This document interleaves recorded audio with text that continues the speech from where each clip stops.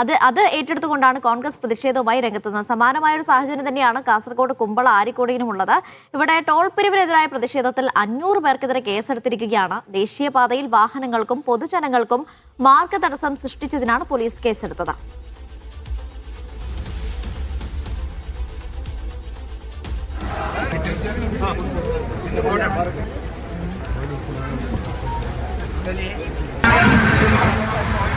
ഷഫീഖ് നസ്രുള്ളയാണ് വിവരങ്ങൾ നൽകാൻ ചേരുന്നത്. ഷഫീഖ്, ഇന്നലെ രാത്രി വലിയ പ്രതിഷേധമായിരുന്നു ആരക്കാടിയിൽ ഉണ്ടായിരുന്നത്.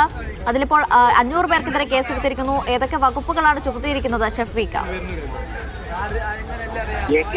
എംഎൽഎയുടെ നേതൃത്വത്തിൽ ആക്ഷൻ വെച്ച് നടത്തുന്ന സത്യാഗ്രഹ സമരത്തിന് പിന്തുണയുമായി ഇന്നലെ രാത്രി വലിയ ജനക്കൂട്ടം അവിടെ എത്തിയിരുന്നു. വിവിധ സംഘടനകളുടെ നേതൃത്വത്തിലാണ് പ്രതിഷേധം സംഘടിപ്പിച്ചത്. പ്രധാനമായും യൂത്ത് ലീഗിന്റെയും ബിജെപിയുടെയും നേതാക്കളും പ്രവർത്തകരുമാണ് അവിടെ എത്തിയത്. ഈ പ്രതിഷേധം വാഹന ഗതാഗതത്തിൽ തടസ്സമുണ്ടാക്കി. അതോടൊപ്പം തന്നെ നിയമവിരുദ്ധമായി സംഘം ചേർന്നു, നിയമപരമായ മുന്നറിയിപ്പ് ലംഘിച്ചു തുടങ്ങിയ വകുപ്പുകൾ ചേർത്താണ് ഇപ്പോൾ 500 പേർക്കെതിരെ കേസെടുത്തിരിക്കുന്നത്. കൂടാതെ എംഎൽഎക്ക് സമരം അവസാനിപ്പിക്കണം എന്നാവശ്യപ്പെട്ട് നോട്ടീസ് നൽകിയിട്ടുണ്ട്. ജില്ലാ പോലീസ് മേധാവിയാണ് നോട്ടീസ് നൽകിയത്. ഒരു സംഘർഷ സാഹചര്യം സ്ഥലത്ത് നിൽക്കുന്നതിനാൽ സമരം അവസാനിപ്പിക്കണം എന്നാണ് നോട്ടീസിൽ ആവശ്യപ്പെടുന്നത്.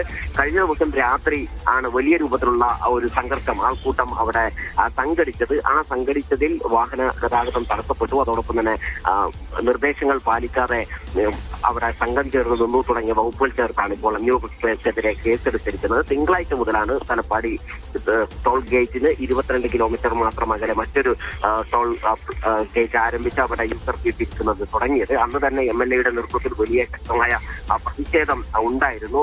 എംഎൽഎ ഉൾപ്പെടെയുള്ളവരെ അറസ്റ്റ് ചെയ്ത് നീക്കിയതിനു ശേഷമായിരുന്നു അവിടെ ടോൾ പിരിവ് ആരംഭിച്ചത്. ചൊവ്വാഴ്ച മുതലാണ് അനിശ്ചിതകാല സത്യാഗ്രഹം ആരംഭിച്ചത്. ആ സത്യാഗ്രഹ സമരത്തിന്റെ 3ാമത്തെ ദിവസം ഇന്നും വലിയ രൂപത്തിലുള്ള പ്രതിഷേധം പ്രദേശത്ത് നടക്കുന്നു.